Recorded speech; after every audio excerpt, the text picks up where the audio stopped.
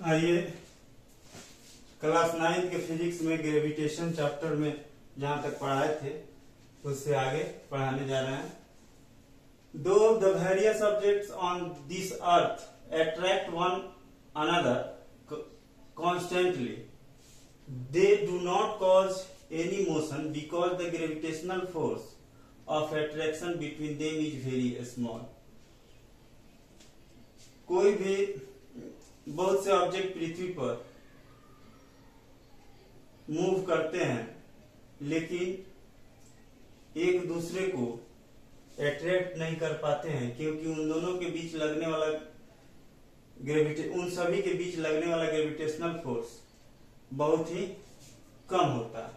आइए एक क्वेश्चन को सोल्व करते हैं, यानी फिजिक्स का एक न्यूमेरिकल बनाते हैं इस चैप्टर से related. Calculate the force of gravitation due to earth on a ball of 1 kilogram mass lying on the ground. हम लोगों को ग्रेविटेशनल फोर्स बताना है। ग्रेविटेशनल फोर्स बताना है कि 1 किलोग्राम मास का कोई ऑब्जेक्ट है तो पृथ्वी उस पर कितना ग्रेविटेशनल फोर्स लगाएगी।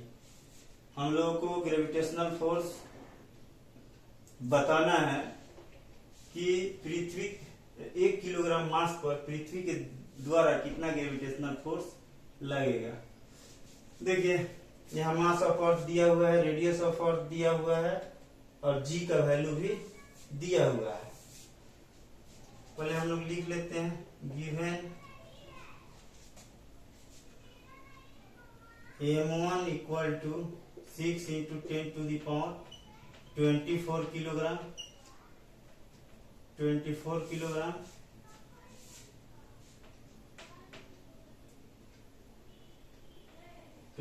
किलोग्राम m2 हो जाएगा 1 kg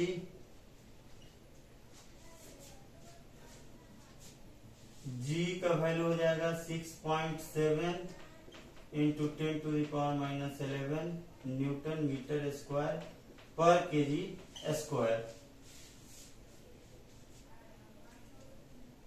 और डिस्टेंस यहाँ पे रेडियस ऑफ अर्थ हो जाएगा, यानी r equal to 6.4 into 10 to the power 3 kilometre. तो देखिए यहाँ पे मास SI यूनिट में है, किलोग्राम में है, ग्रेविटेशनल कांस्टेंट भी SI यूनिट में है, तो हम लोग डिस्टेंस को भी SI यूनिट में लिखेंगे, यानी इसको मीटर में चेंज करने के लिए 1000 से मल्टीप्लाई करेंगे, यानी ये हो जाएगा 10 to the power q into 10 to the power q equal to, देखिए बेस इक्वल होता है तो पावर यानी एक्सपोनेंट ऐड हो जाता है, 6.4 into 10 to the power 6 metre. अब हम लोग जानते हैं वी नो दैट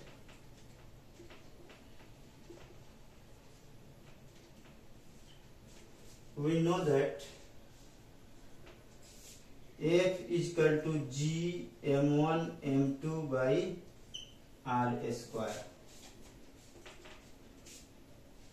G का value 6.7 into 10 to the power -11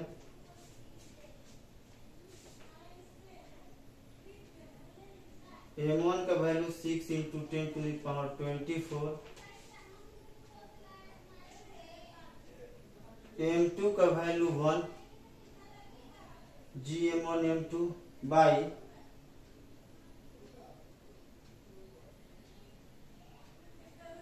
G m1 m2 by r square है, यानी 6.4 इंटू 10 टू द पावर 6 का स्क्वायर।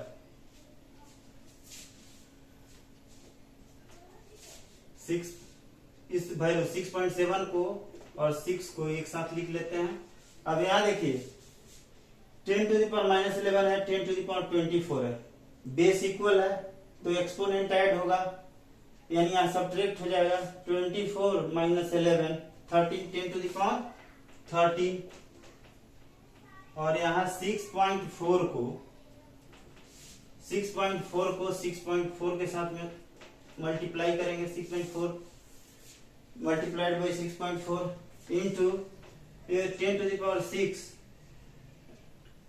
और इसका स्क्वायर है यानी 10⁻, मल्टीप्लाई हो जाएगा 10⁻12।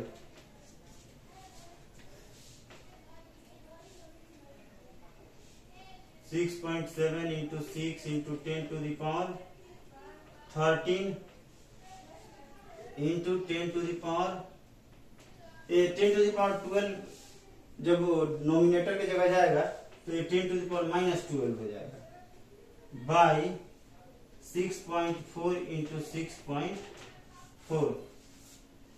स्क्रीन शॉट लीजिए।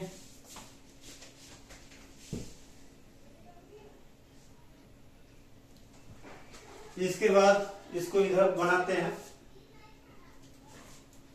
6.7 इंटू 6 इंटू 10⁻, देखिए यहाँ भी बेस इक्वल है, एक्सपोनेंट ऐड हो जाएगा यानी 30 + -12 10⁻1 यानी 10 हो जाएगा, बाई 6.4 इंटू 6.4। यहाँ डेसिमल हटाएंगे तो एक डेसिमल के बाद 1 डिजिट यहाँ भी है, डेसिमल के बाद यहाँ भी 1 डिजिट है, तो ये दोनों हटा दिए हम। इसको यहाँ पे हम 10² लिख देंगे, इसका डेसिमल हटाए तो यहाँ हो गया 10²। अब इसको सोल्व करेंगे तो फाइनली 67 6 जा 3 2 जा 6 32 2 जा 64।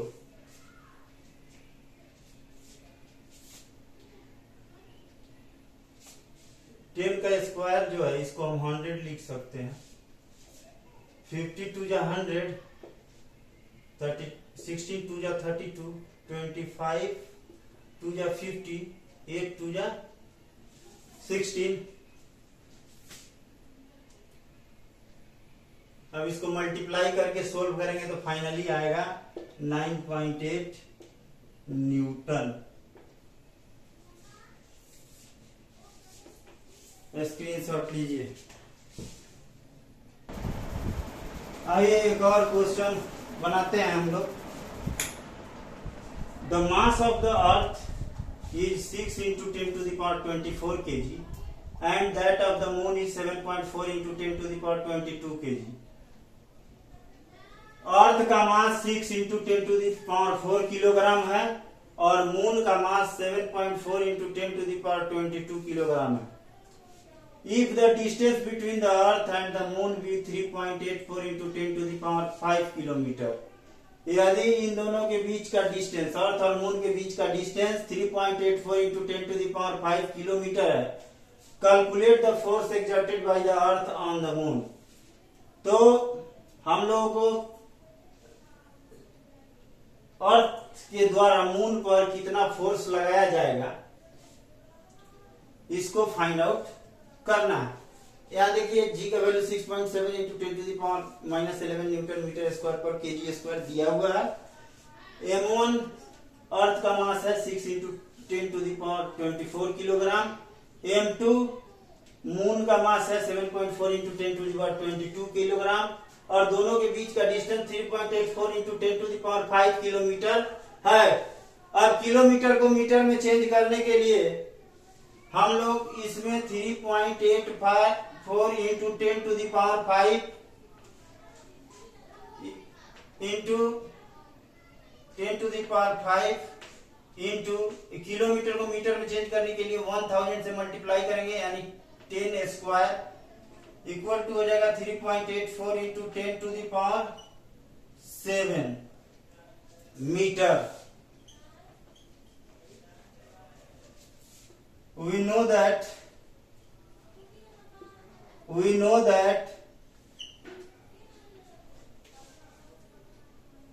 F is equal to gravitational force is equal to G m1 m2 by r square।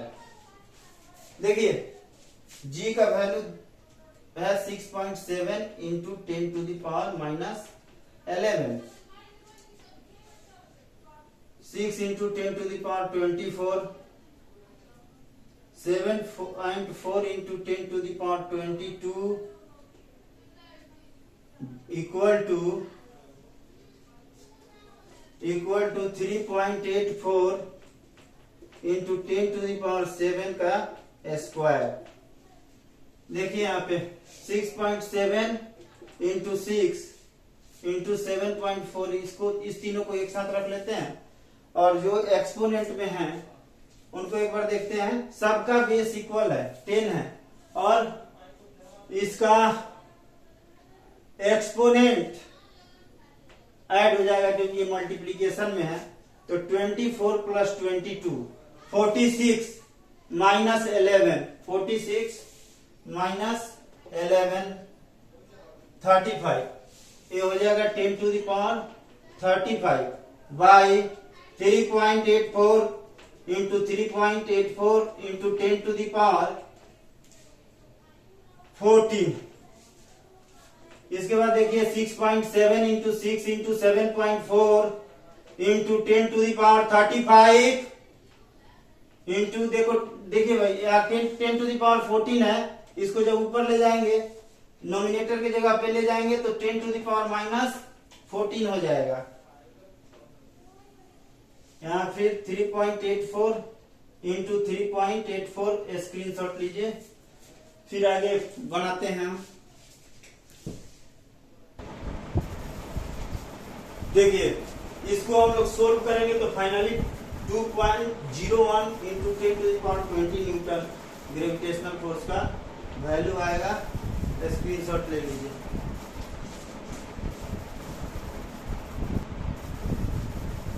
आइए आगे ग्रेविटेशन में हम लोग पढ़ते हैं। It is the gravitational force between the sun and the earth which keeps the earth in uniform circular motion around the sun. देखिए पृथ्वी और सूर्य के गुरुत्वाकर्षण बल के कारण पृथ्वी सूर्य के चारों सर्कुलर मोशन में मूव करती है। The tides in the sea formed by the rising and falling of water level in the C.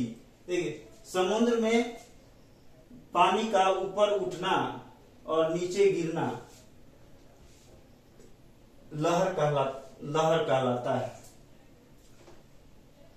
Are due to gravitational force of attraction which the moon and the sun exert on the water surface in the sea। समुद्र में लहरें सूर्य और पृथ्वी के द्वारा पानी पर लगने वाले गुरुत्वाकर्षण बल के कारण होता है। स्क्रीनशॉट लीजिए।